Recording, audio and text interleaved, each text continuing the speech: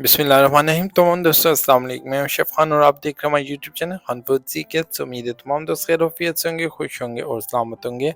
अल्लाह पाक से दुआ इसी तरह शाद रखे, आमीन। आज हम बनाएंगे फिरनी, बहुत ही ज़बरदस्त टेस्टी रेसिपी है, मीठी रेसिपी है। आइए स्टार्ट करते हैं।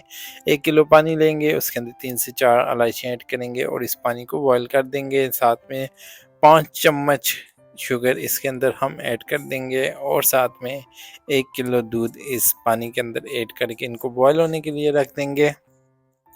सेकंड स्टेप में हमने राइस लेने हैं, उनको हम जूसर के अंदर ग्राइंड कर देंगे। पानी डालने के साथ हम राइस का पाउडर बना देंगे और वो हम इसके अंदर ऐड करेंगे।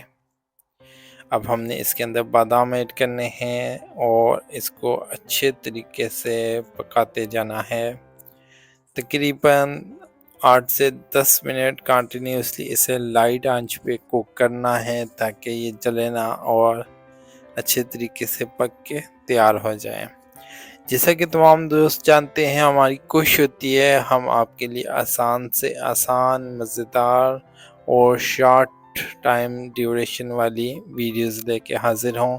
तो आप सबसे गुजारिश कि हमारी वीडियो को देखा करें, लाइक करें और शेयर करें और हमारे चैनल को सब्सक्राइब कर लें। जज़ाकल्लाह खैर।